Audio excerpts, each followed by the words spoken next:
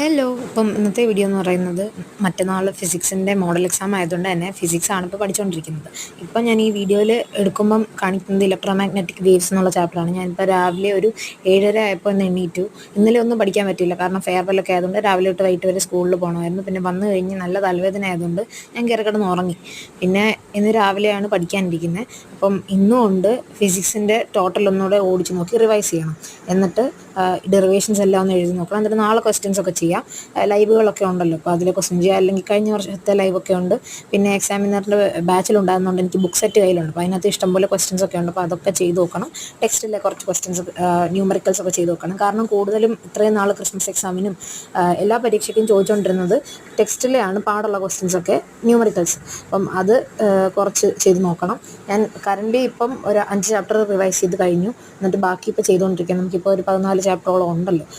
അതുകൊണ്ട് semi conductors വരെ പഠിച്ച് തീർക്കണം. അതുകൊണ്ട് ഇനിയും ഇന്ന് രാവിലെ തൊട്ട് വൈകിട്ട് വരെ ഇരിക്കാമെന്ന് വിചാരിച്ചു. വലിയ ബ്രേക്കൊന്നും ഞാൻ ഇടയ്ക്ക് കൊടുക്കുന്നില്ല. ഒരു രാവിലെ 7:30 ആയപ്പോൾ തുടങ്ങി. 7:30 ടു ഒരു 9 വരെ ഒരു ഷിഫ്റ്റ് ഓൾട്ടർനേറ്റിംഗ് കറണ്ട് നോക്കി. പിന്നെ 9:10 ടു ഒരു 10:30 വരെ ഇരുന്നു. പിന്നെ 11 ടു 12:30, 1:30 ടു 3, 3:10 ടു 4:30, 5 ടു 6:30, അങ്ങനെയൊക്കെയുള്ളൊരു ചെറിയ ചെറിയ ബ്രേക്ക് മാത്രം ഉൾപ്പെടുത്തുന്ന ഒരു ഷെഡ്യൂളാണ്. അപ്പം സക്സസ് ആവുമെന്ന് വിചാരിക്കുന്നു. മാത്രമല്ല ഇന്നുകൊണ്ടെല്ലാം പഠിച്ചു തീർക്കണം എന്നാണ് വിചാരിക്കുന്നത്. അപ്പം നിങ്ങൾ പഠിച്ചെല്ലാം കഴിഞ്ഞോ എന്നുള്ളത് കമൻറ്റ് ചെയ്യുക. എനിക്കിനി റിവൈസാണ് ചെയ്യാനുള്ളത്. നേരത്തെ ഒരു സെറ്റ് പഠിച്ചതാണ്.